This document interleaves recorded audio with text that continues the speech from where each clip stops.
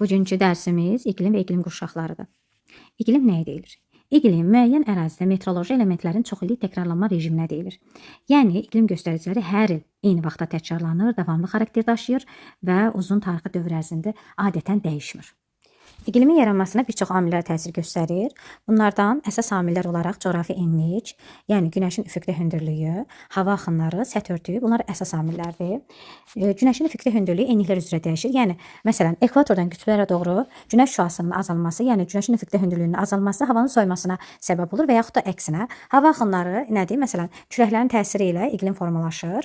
Səth örtüyü isə bəzi ərazilərdə məsələn buz səthini günəş şüası, buz səthi daha doğrusu günəş şüasının 95% geri qaytardığı halda su səthi günəş şüasına 95% odur. Bu da iqlimə yaranmasına bir növ təsir göstərir. Digər amillər isə nə ola bilər? Məsələn, cəryanlar. İsti cəryan nə edir? İsti cəryanın təsir göstərdiyi qitələrdə, quru ərazilərdə, yəni materiklərin sahillərində meşə təbii zonası yaranır. Yəni qalxan hava, bol rütubət baş verir bu ərazilərdə. Soyuq cəryan isə əksinə quraq iqlim yaratdığına görə, havanın enən hərəkəti yüksək təzyiq olduğuna görə burada səhra yaranır. Yəni bu da bir növ iqlimin yaranmasına təsir göstərir. Daha sonra mussonları deyə bilərik, ikinci dərəcəli amillərə mussonlar. Məsələn, mussonlar Şərqi Asiya, Cənub-Şərqi Asiya, Cənubi Asiya sahillərinə təsir göstərir və bu ərazilərdə iqlimin daha rütubətli yay aylarında daha rütubətli keçməsinə səbəb olur. Relyef amili. Relyef amili nədir? Məsələn, bəzi dağlar var ki, okeandan gələn hava kütlələrinin qarşısını kəsir və buna görə də okean sahili tərəfdəki dağın ətəyinə bol yağıntı düşdüyü halda digər tərəflərə yağıntı düşmür. Çünki okeandan gələn bol rütubətli havanın qarşısını kəsir. Məsələn, böyük sayıcı dağları misal göstərə bilərik ki, şərq sahillərinə bol yağıntı düşdüyü halda qərb sahilləri daha quraqdır. Himalay dağlarını misal göstərə bilərik, Hind okeandan gələn hava kütlələrinin qarşısını kəsir. Məsələn, Kordilyer dağları Sakit okeandan gələn hava kütlələrinin qarşısını kəsir deyə Sakit okean sahilləri bol yağıntı aldığı halda əks tərəfində mülayim kontinental iqlim yaranır. Mütləq hündürlük və s. kimi amillər iqlimə təsir göstərən amillər. Hava kütlələrinin xüsusiyyətlərinə uyğun olaraq 13 iqlim qurşağı ayrılır ki, bunlardan 7-si əsas, 6-sı keçid iqlim qurşağıdır. Əsas və keçid iqlim qurşaqlarını necə fərqləndirəcəyik? Əsas iqlim qurşaqlarının özünə məxsus hava kütlələri var, amma keçid iqlim qurşaqlarının özünə məxsus hava kütlələri olmur. Bu birinci səbəb. İkinci səbəb, əsas hava kütlələrinin keçid hava kütlələrindən fərqi bir də odur ki, subsezonu keçid hava kütlələrində biz subsezonunu görəcəyik, amma əsas iqlim qurşaqlarında isə subsezonu olmayacaq. Diaqrama nəzər yetirsək, burada deməli ekvatorial hava kütləsi təsir göstərir, yəni ekvatorial iqlim yaranır. Ekvatorial iqlim əsas iqlimdir. Ekvatorial iqlim il boyu isti və rütubətli olur. İl boyu qalxan havadır, alçaq təzyiqdir. İstər şimalında, istər cənubunda subekvatorial iqlim qurşağı var. Subekvatorial iqlim qurşağında subsezonu var, deməli keçid iqlim qurşağıdır. Fikir versək, ekvatorial iqlim qurşağı ox işarəsi ilə subekvatoriala təsir göstərir.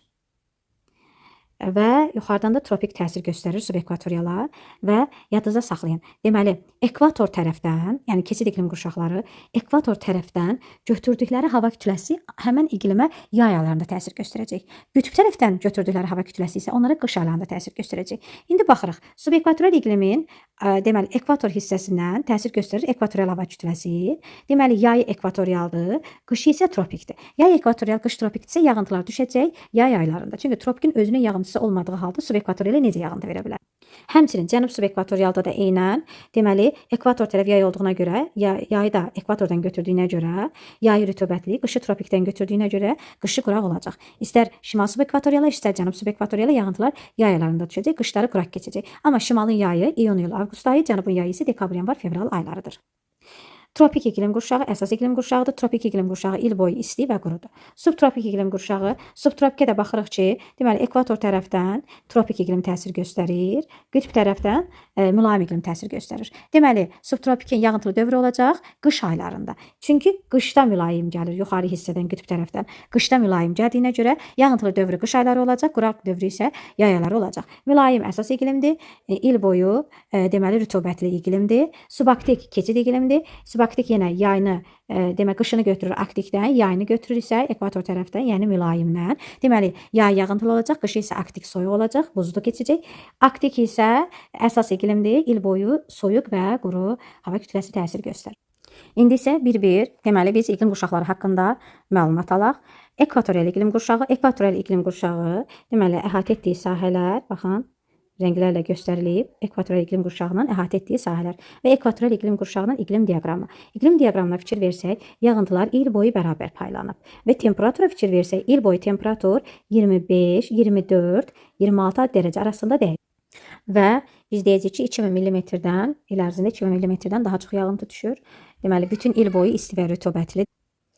Yaşayış üçün əlverişli şəraitə malik deyil. Çünki il boyu yağış yağır, bataqlıq yaranır. Həmin ərazidə nə kənd təsərrüfatı ilə məşğul olmaq mümkündür, nə də yaşayış üçün əlverişli deyil. Əsasən heyvanlar ağaclarda yaşayır, ağaclarda həyat tərzi sürürlər. Deməli, rütubətlənmə əmsalı vahiddən böyükdür. Bataqlıqlar geniş yayılıb, kimyəvi aşırma deyəcək bu ərazilərə. İllik temperatur amplitudası da az olacaq, sutkalıq amplituda da az olacaq.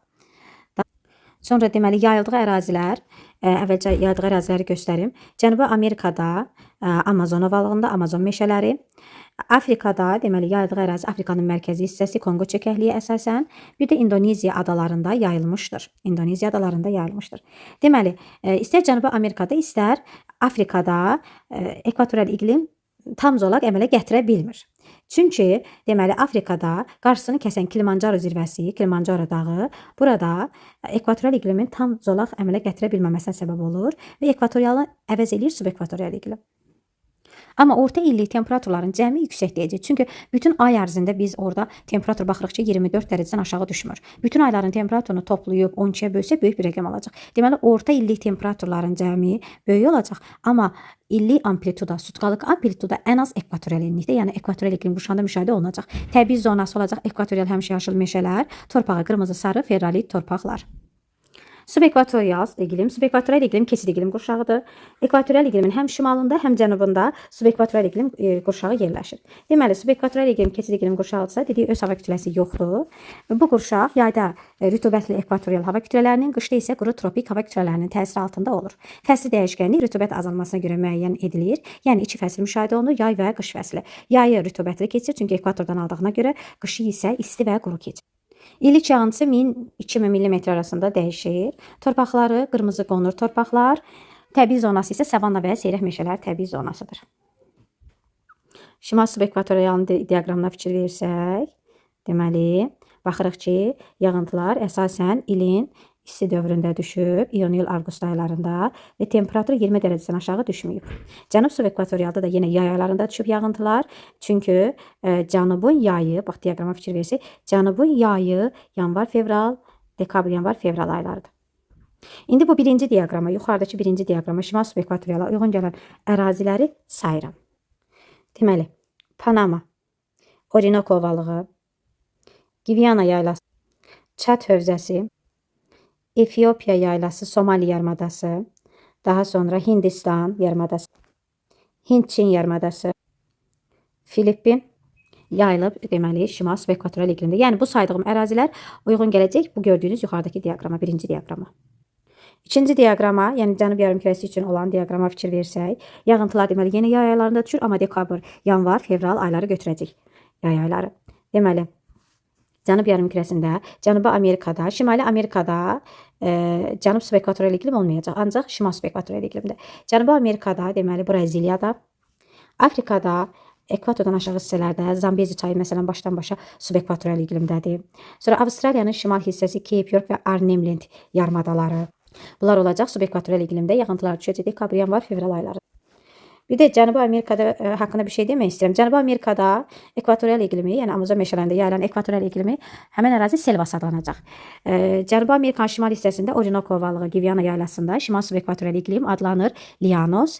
Cənubi Amerikanın cənub subekvatorial iqlimində yerləşən Braziliyanın ərazisi isə adlanır Campos. Yəni suala düşə bilər ki, Camposun yağıntıları nə vaxt düşəcək? Campos deməli cənub subekvatorialdır. Dekabr, yanvar, fevral aylarında düşəcək. Llanosun yağıntısı nə vaxt düşəcək? Llanos deməli Cənubi Amerikanın şimal hissəsində Orinoco, Gvianadan söhbət gedir və düşəcək yağıntıları iyun-iyul avqust ayları. Və ekvatorial iqlim bayaq dedik tam zolaq əmələ gətirmirdi. Amma subekvatorial iqlim istər şimal yarımkürəsində, istər cənub yarımkürəsində tam zolaq əmələ gətirir. Amma bir dənə Avrasiyanın ərazisində burada deməli Ərəbistandan sonra tropik iqlim qırılır, yerini baxın fikir versəz, baxın bax burada qalxıb yuxarıya subekvatorial iqlim. Yəni əslində bura tropik olmalı idi, səhra olmalı idi, amma orada musson hava kütlələri həmin tropik iqlimin qarşısını kəsir deyə subekvatorial iqlim yayılmışdır. Ona görə də deyəcəyik ki, subekvatorial iqlim Avrasiyada zolaq əmələ gətirmir. Tropik iqlim əsas iqlim qurşağıdır. Özünə məxsus hava kütləsi var. İl boyu tropik hava kütləsinin təsirinə məruz qalır ki, il boyu isti və qurudur. Materiklərin üzərində tropik kontinental, yəni isti və quru, dəniz üzərində isə tropik dəniz iqlimi, yəni isti və rütubətli tipi formalaşır. Avrasiyada deyəcək tam zolaq əmələ gətirmir. Çünki dedik ki, Hindistanın Tar səhrasında orada muson küləkləri təsir göstərir deyə orada qırılır. Tar səhrasında qırılır tropik iqlim. Tropikdə deməli yüksək təzyiq enən havadır. Diaqramlara fikir versək, tropik səhra materiklər üzərində quraq olduğuna görə tropik səhranın diaqramına fikir verək. Deməli, temperatur baxırıq ki, il boyu 15 dərəcədən yuxarıdır. Amma yağıntı çox az. Yağıntı il ərzində 5-10 mm ancaq düşür. Çox az düşür yağıntısı. Və okean üzərində tropik dəniz iqlimi yaranır və yağıntısı deməli il boyu bərabər paylanır. Il boyu demək olar bərabərdir. Və cənub yarımkürəsində əsasən formalaşır. Şimalda da il boyu bərabər rütubətli tropik var. Sadəcə bu cənubun diaqramı verilib və cənubda quru üzərində tropik səhra iqlimində də diaqram əksinə olacaq. Baxın. Niyə? Çünki onların yayı yanvar ayıdır. Yanvar ayında temperatur yüksək olmalıdır. İyun ayında temperatur aşağı olmalıdır bu səbəbdən.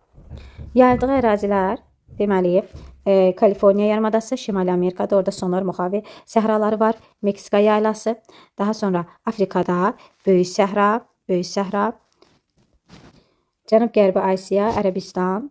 Ərəbistandan sonra deməli Hindistanın şimal-qərbində Tar səhrasına qədər uzanır. Tar səhrasında qırılır. Tropik dənizin yayıldığı ərazilər əsasən Braziliyanın sahillərində, həm də burada isti cərəyan keçisine görə tropik dəniz iqlimi yaranır və deməli bu cənub tropik səhra isə yaranır Böyük Qumlu Viktoriya səhrasına uyğun gələn diaqramdır. Diaqramlara diqqətlə baxaq, ərazilərə uyğun. Həmçinin bu diaqram cənubda olan, Afrikanın cənubunda olan Kalahari Namibiya səhrasına da uyğun gəlir bu diaqram. Səhralarda deyə bilərik ki, külək eroziyası üstündür. Fiziki aşınmadır burada. İqlim diaqramına uyğun səhraları saysaq, deməli şimal yuxarıda olan diaqram əsasən şimal yarımkürəsi üçün olan, Ərəbistanda böyük nəfud, kiçik nəfud səhraları, Hindistanda Tar səhrası, Afrikada Sahara, daha sonra Afrikanın şimalında Liviya səhrası, Namibiya səhrası, Kaliforniya yarımadasında Sonar Mojave səhralarını göstərə bilərik. Cənub yarımkürəsində olan səhralara isə Avstraliyada Böyük Qumlu səhrası, Hibson səhraları, Viktoriya səhrası, Kalahari səhrası, Afrikanın cənubunda Namib səhrası, bunları misal göstərə bilərik. Subtropik iqlim keçid iqlim qurşağıdır. Öz hava kütləsi yoxdur. Yayda deməli tropik hava kütləsi, qışda isə mülayim hava kütləsinin təsiri altındadır. Yayda deməli yayını götürür tropikdən, qışını isə götürür mülayim enlikdən. Mülayim iqlimdən götürdüyünə görə qışı rütubətli keçir və bir neçə tipi formalaşır.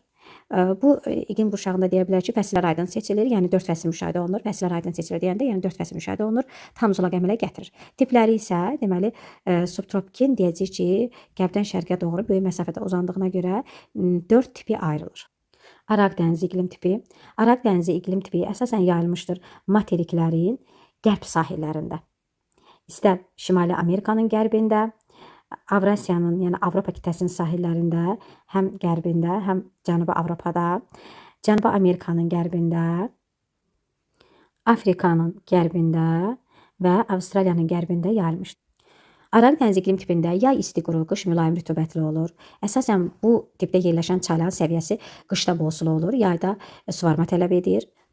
Məsələn, buradan axan çaylar, deməli, Po çayı, İspaniyada Taxo çayı, Türkiyədə Qızılırmaq, Yaşılırmaq çaylarını misal göstərə bilərik ki, bunlar əsasən suvarma vaxtları nə vaxt olacaq? Yay ayları, qış aylarında bol sulu olacaq. Şimali Amerikanın qərb sahillərində San Francisco, Los Angeles şəhərlərində, Avrasiyada, Avropada Piriney yarımadası, Apenin yarımadası, daha sonra Balkan yarımadası, ölçü olaraq İspaniya, Portuqaliya, Yunanistanda, Türkiyədə Kiçik Asiya yarımadasında və yəni dünyanın Alisovun iqlim xəritəsinə əsasən Azərbaycanda bu iqlim qurşağında yerləşir. Burada əsasən torpaqları olacaq, deməli, qəhvəyi torpaqlar, təbii zonası, cod yarpaqlı həmişə yaşıl meşə və kolluqlar, sitrus meyvəçiliyi, məsələn, portağal, zeytun, dəfnə, üzüm və s. görə seçiləcək. Yağıntılar düşəcək dekabr, yanvar, fevral aylarında, yəni qış fəsli.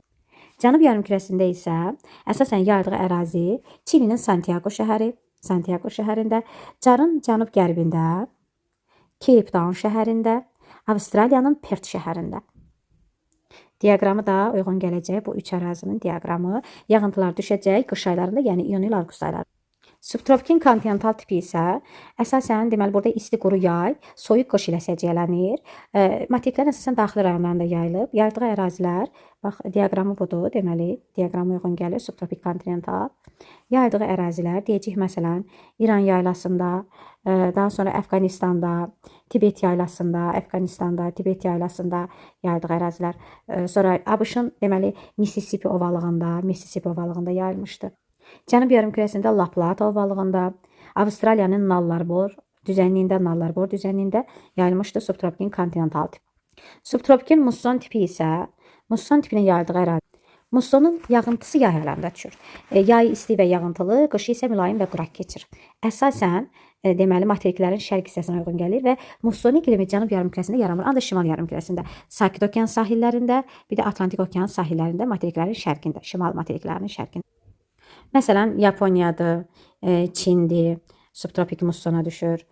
Sonra deməli gəldik Şimali Amerikanın Atlantik okean, Meksika sahili ərazisi subtropik musson iqliminə düşür.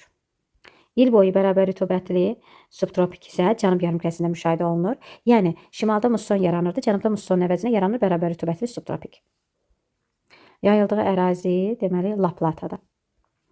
Avstraliyanın cənub-şərq hissəsində və Afrikanın cənub-şərq hissəsində, Carın cənub-şərqində yaranır. Bərabər rütubətli subtropik yağıntısı il boyu düşür. Mülayim iqlim qurşağı 40-45 dərəcə şimal və cənub enlikləri arasında və qütb dairələri arasında olan əraziləri əhatə edir. Ən çox iqlim tipi yaranan iqlim qurşağıdır. Əsasən şimal yarımkürəsində daha çox sahədir, çünki şimalda quru çox olduğuna görə daha çox sahədir şimal yarımkürəsində. Şimali Amerikada, Avrasiyada mülayim iqlim qurşağı var. Cənubi Amerikada var. Nə Afrikada, nə də Avstraliyada, nə də Antarktidada mülayim iqlim qurşağına rast gəlinmir. Bir neçə tipi var ki, başlayaq birinci mülayim dənizdən. Mülayim dənizə fikir versək, mülayim dənizin deməli yağıntıları il boyu demək olar bərabər paylanır. Temperatur 3 və 15 dərəcə arasında dəyişir. Yağıntısı 900-930 mm-dir. Ən çox testlərdə London ərazisi verilir, Böyük Britaniyada. Bundan əlavə yayıldığı ərazilər Aleut adaları, ABŞ-ın Alyaska ştatı, daha sonra Labradorun şərq sahilləri şərq hissəsində, Avropanın qərbində, yəni məsələn burada Böyük Britaniyadır, İrlandiyadır, daha sonra Britan yarımadası, Jutlandiya yarımadasında, Rusiyanın deməli gəldik Yaponiyanın məsələn şimal hissəsində, Rusiyanın şərq sahillərində, Kamçatka yarımadasında, cənubda isə yayıldığı ərazilər Çili və Argentinanın cənubu, Yeni Zelandiyanın və Tasman adalarının cənub hissələri mülayim dəniz iqlimində. Cənubda isə Çili və Argentinanın cənubu,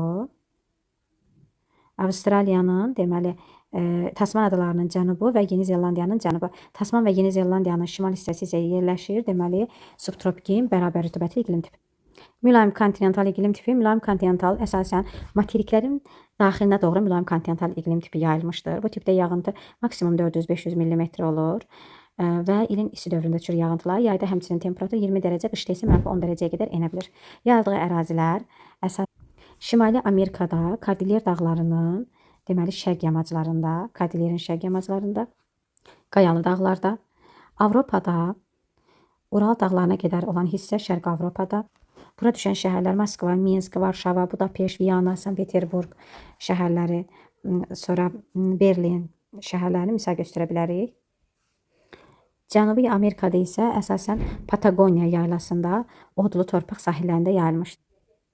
Mülayim kontinental, yəni kəskin kontinental deyəcək buna.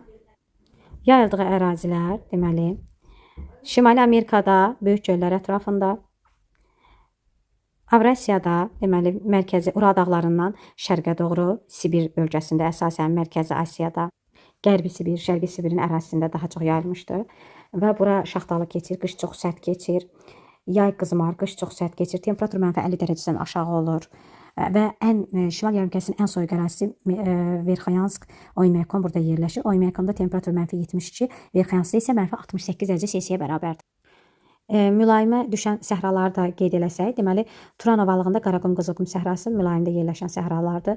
Çində Sincan Uyğur Türk qurumunda Təşrəməkan səhrası, Qobi səhrası, Cənubi Amerikada Patagoniya yarım səhrası düşür deməli mülayim iqlimə. Mülayim musson iqlimi. Musson deməli dedik ki, əsasən materiklərin şərqindədir. Amma burada Şimali Amerikanın şərqində musson yarana bilmir. Musson yerini orada mülayim dəniz iqliminə verir və yaranır Avrasiyanın şərq sahillərində.